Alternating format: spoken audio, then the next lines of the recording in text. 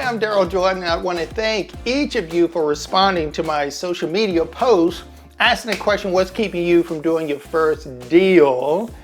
And I've noticed since I've been involved full-time in real estate now for the last few years, there's some people just kind of sit on the fence there and not really get in the game. And the question is, why are they not getting involved in real estate? They've been attending the RIAs, they've been getting education, they've been talking the talk. What's been keeping them from getting in? And I want to thank those of you who responded to the post. And we got a number of interesting responses. And the number one response to the question was lack of money, or was money related. So right now, in this particular teaching, I want to show you some 20 ways of being able to get involved in real estate with little or no existing money, okay? And some are saying, how can I get involved in real estate? I don't have enough money. I want us to get beyond that, because if you're really interested in real estate, there is a way for you to get involved. There's a way for you to get the money. I want to list 20 of them today, all right? So let's get going. The number one way to get involved in real estate and to get over the money thing is, first of all, to get your own personal finances in order. Yes, I said it. We're going to start right from the foundation. I'm going to list some creative ways in getting some funds to get involved in real estate. But number one, let's talk about your own personal finances. The best thing you can do right now is to get your own finances in order.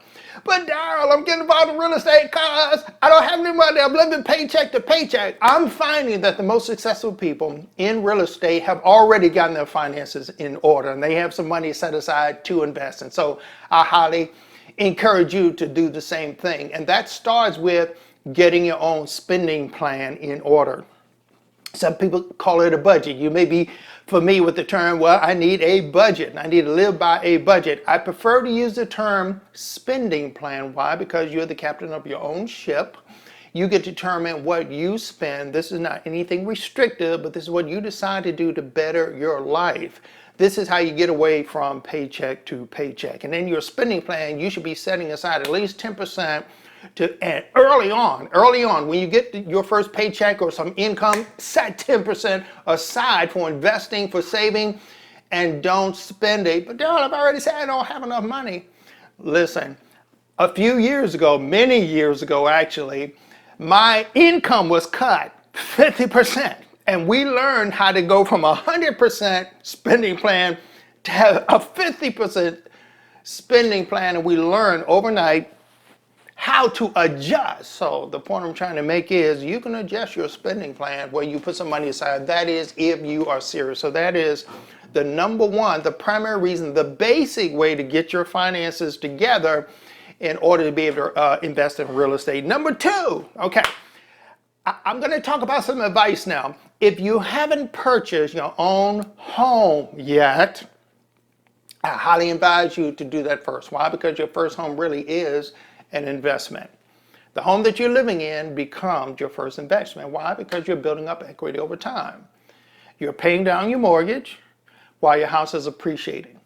I've always made money off of my homes. I've bought and sold a number of homes personally, whether I moved or whether I stayed within the city.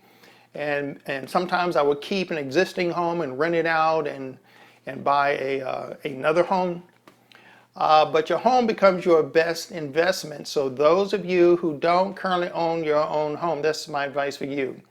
Concentrate on getting your home. Instead of renting and giving that money to somebody else, you should be paying a mortgage, because through that leverage, they're actually helping you to buy a bigger piece of property, and you're actually earning money over time.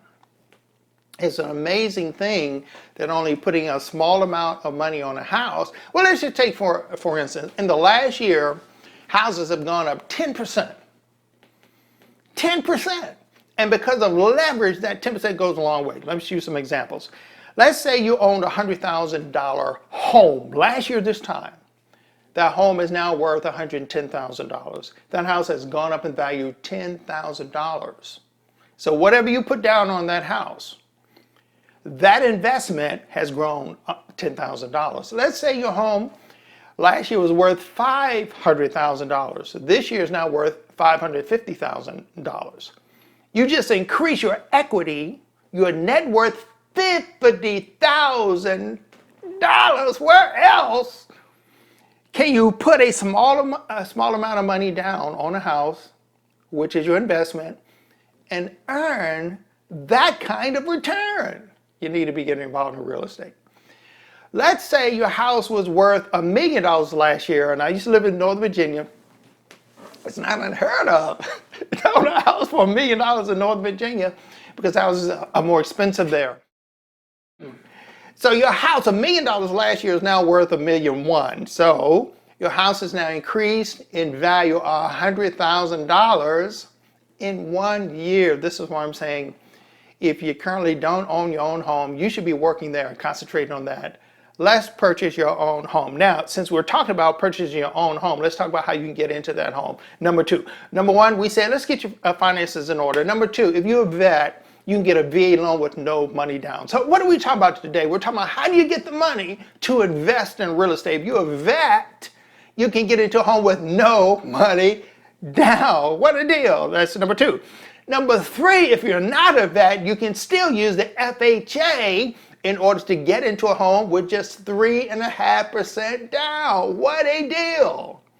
Also on the FHA, the credit requirements are very low. The government's only requiring a 580 credit score. Now the banks may charge more, particularly with COVID last year. They increased the credit requirements, but FHA, they're only requiring a 580 credit score. Where else can you get into a piece of property with a small amount down and the credit requirements are low? If you're serious about getting involved in real estate, that is the place to start, your own personal residence. Now, having said that, a VA loan and FHA loan are to purchase your primary home, not in investment vehicles, but we'll talk about that in just a moment. So we've talked about 3 ways you can get into a home with low or no money down already, okay? So let's continue along this path here. I'm looking at no money down or low money down programs such as VA or FHA. Under both programs, they will allow you to buy a house that consists of 1 to 4 units. I see the light bulb just came on. Do you realize you can get involved in real estate investing by using a VA or FHA loan to buy a duplex or a triplex or a quad, live in one and rent the others out? You're already involved in real estate investing with low or no money down. What a deal. Where else can you get involved in investing with government-backed programs? What a deal. So number 4, you can use one of these wonderful deals in order to rent out the other units, again with low or no money down. Let's say you don't buy a quad, you don't buy a triplex, you don't buy a duplex, you buy a single family home. Well, you can still house hack that home. I know someone who rented an apartment and rented out the other rooms in the basement to 4 other people. So if you own a home and you're comfortable with that, you can rent out space in your home. It's called house hacking. Those other people actually get to pay your mortgage. So that's number 5. How can I get involved in real estate with low or no money down? Purchase your single family home, your primary residence, rent out some space there. It's called house hacking. Or number 6, how about short-term rental?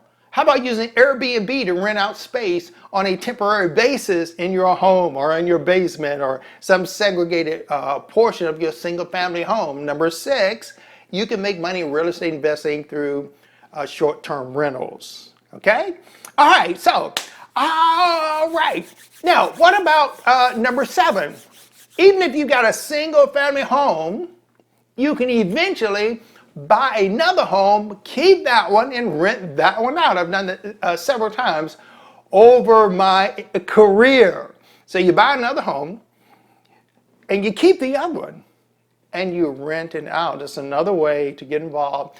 And the second home you buy as a primary residence, so you can take advantage of some of the lower rates, lower down payment privileges of buying a second primary residence. That's number 7. Number 8, now, because of COVID last year, the CARES Act, Coronavirus Aid, Relief, and Economic Security Act, allowed individuals to tap into their 401ks 403Bs, or their IRA retirement funds to be able to pull $100,000 out. There were expanded distribution options with favorable tax treatment in order to use those funds. I'm not aware of any restrictions for using those funds. So consult your tax attorney, consult your accountant, but according to that act, you can pull $100,000 out of your retirement funds and use that, for real estate investing. That was the price of the whole teaching today.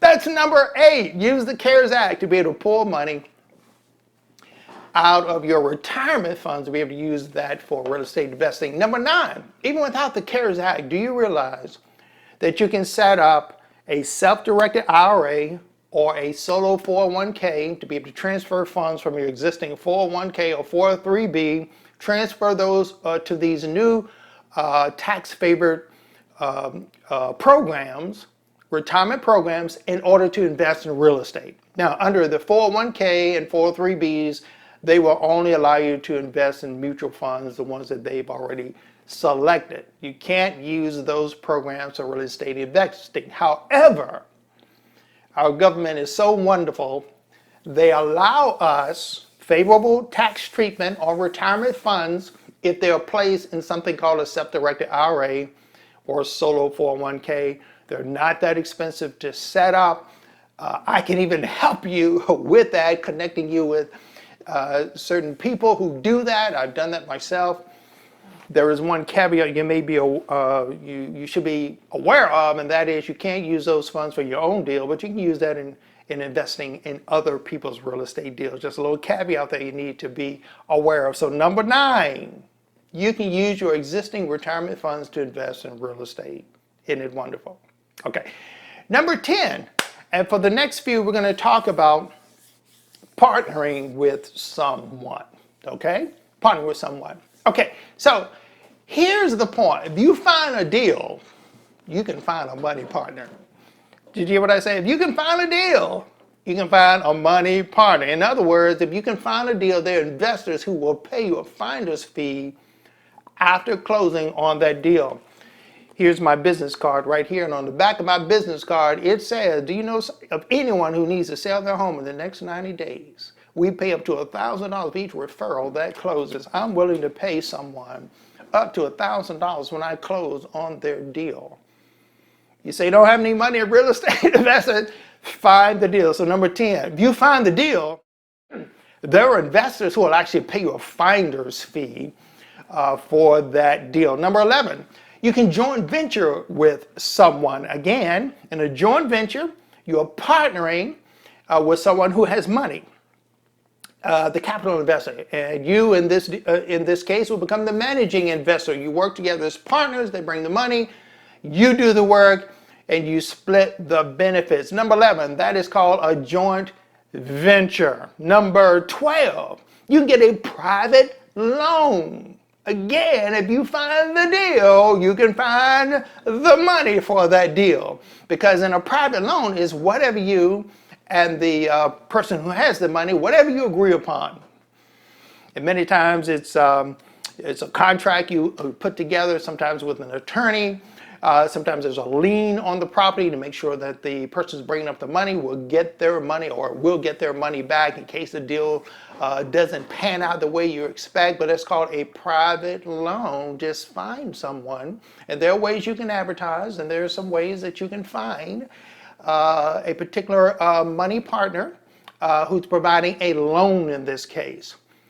Here, the person providing the money don't actually own the property, but they have a lien on the property so that they can make sure they get their money back. That's number 12. Number 13, hard money loans. These are loans that's primarily made on the deal, made on the real estate, not so much upon your credit or your ability to repay.